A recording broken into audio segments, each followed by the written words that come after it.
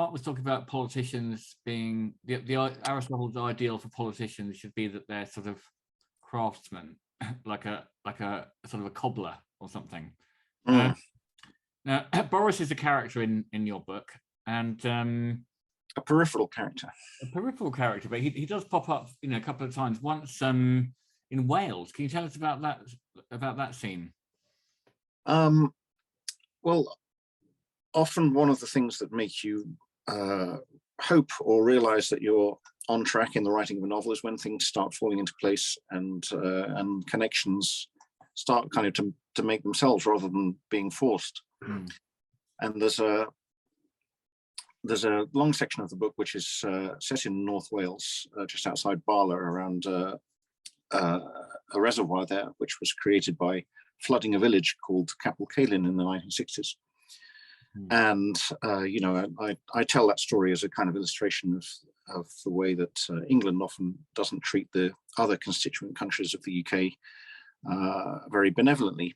And then I get onto the Chocolate Wars, and we have this character called Boris, who was hanging around Brussels in the 1990s, starting to write these facetious articles for the Telegraph about the EU, and sowing the seeds of that kind of slightly amused Euroscepticism that became so predominant as a result of his reporting.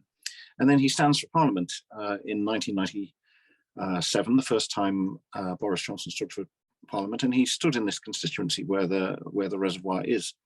So I suddenly realized that these two stories, which I thought were going to be completely separate and self-contained, actually had a strong connection.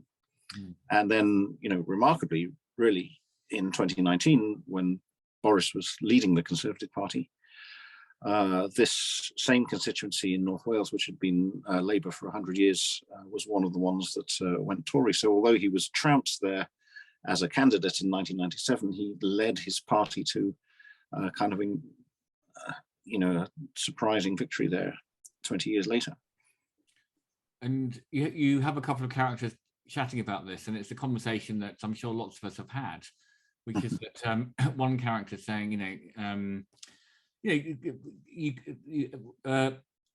you might have two people, one person saying, well, let's look at Boris's appeal. People do like him.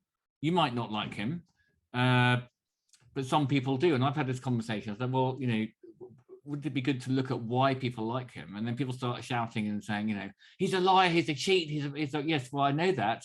But I'm wondering why people like him. And that might be quite an interesting subject to look at. And so you're saying that, so the sort of liberals were quite amazed, really, that the people of North Wales actually seemed to quite like Boris.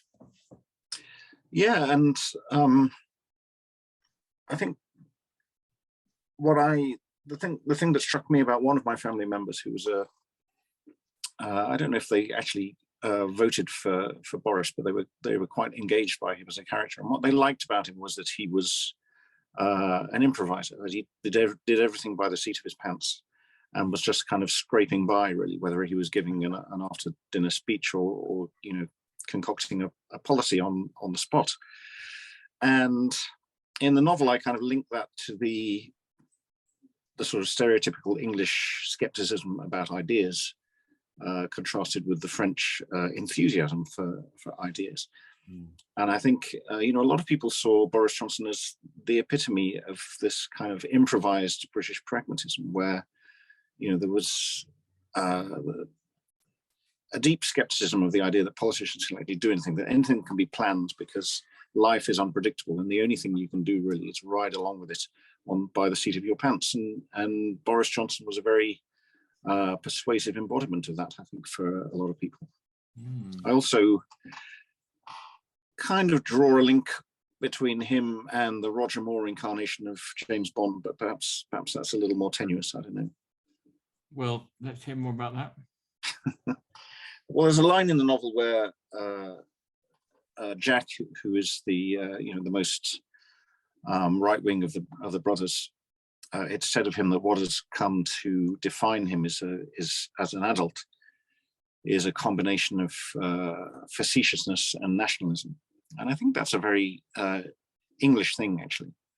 And it was really brought home to me when I was a teenager.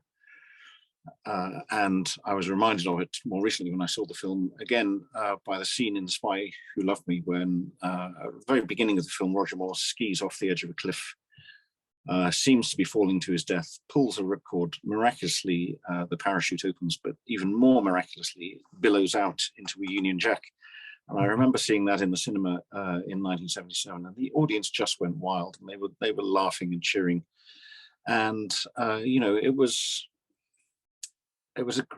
as far as they were concerned, I think it was a great celebration of English patriotism, but it was also a joke. And we tend to think that what the English sense of humor consists of is people laughing at themselves, but I'm beginning to wonder whether that's actually true, and what we're actually doing.